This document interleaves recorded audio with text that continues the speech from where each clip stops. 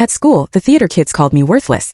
They had no idea I'd once performed on Broadway. Can you imagine having a past so dazzling, so dramatic, that you desperately try to bury it, only for it to explode into the most satisfying moment of comeuppance you could ever dream of? I had.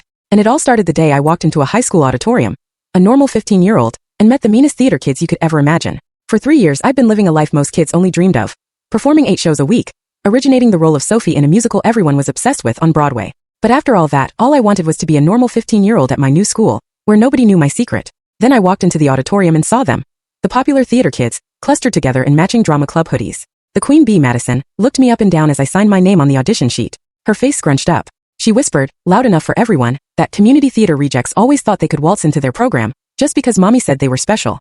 Her minions, Brittany and Jade, giggled while Madison asked if I'd gotten my audition outfit from Walmart's clearance rack, pointing at my plain jeans and sweater that apparently screamed amateur hour to anyone with real theater experience. When I said I was auditioning for Sophie, Madison actually laughed so hard she had to grab Brittany's shoulder for support.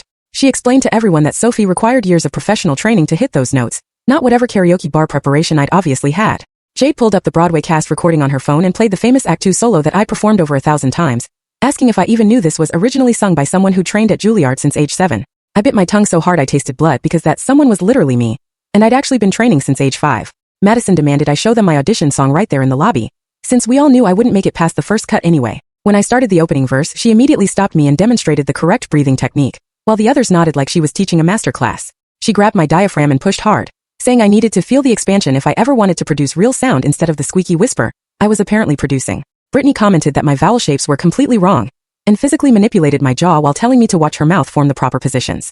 During the actual audition signups, Madison erased my name from the Sophie list and rewrote it under ensemble, explaining that even that was generous, considering I moved like I'd never taken a dance class.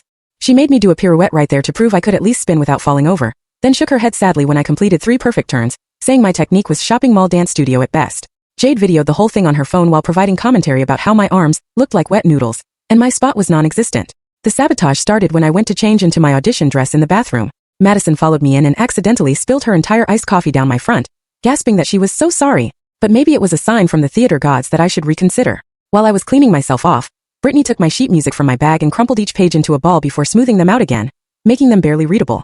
She sweetly offered to let me borrow her marked-up copy, but every note was intentionally written wrong. When they called my name, Madison announced to the full auditorium that they were about to witness what happened when Disney Channel made kids think they had talent.